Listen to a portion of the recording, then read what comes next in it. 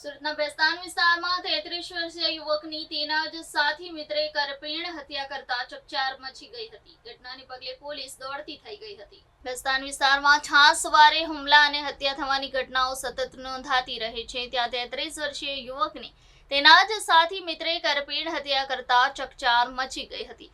ઘટનાને પગલે પોલીસ દોડતી થઈ ગઈ હતી. પોલીસ પાસેથી મળતી માહિતી મુજબ ગત રાત્રિના સમયે બે મિત્રો નજીવી બાબતે ઝઘડ્યા હતા. જોતજોતામાં મામલો ઉગ્ર બન્યો હતો.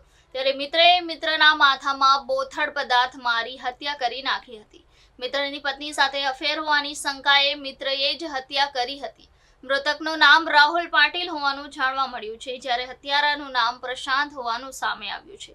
ઘટના બાદ પોલીસે તાત્કાલિક आरोपी મિત્રની અટકાયત કરી વધુ તપાસ શરૂ કરી છે. आपका नाम? गणेश दिलीप पाटिल। तो भाई का क्या नाम था और कैसे उसको किसने मारा? राहुल दिलीप पाटिल। किसने मारा उसको और कब मारा? उसके फ्रेंड प्रशांत ने। कुछ कारण और कोई मैटर था उनका, वो उसका फ्रेंड था, उसकी वाइफ का उसका वो प्रशांत का कोई मैटर था। ये क्या करता था गणेश? ये अपने टेक्सटाइल मार्केट में, रघुकुल मार्केट है ना, वहाँ पे होल्डिंग का काम करता था, मार्केट दुकान में। उसका रहने कहाँ पे? ये नवागाम डिंडोली नवरत्न नगर में। उसकी शादी हो गई और उसके बच्चे उसको अभी उसकी वाइफ प्रेग्नेंट है, बच्चे नहीं है। कितने साल का है? कौन? ये 33 साल।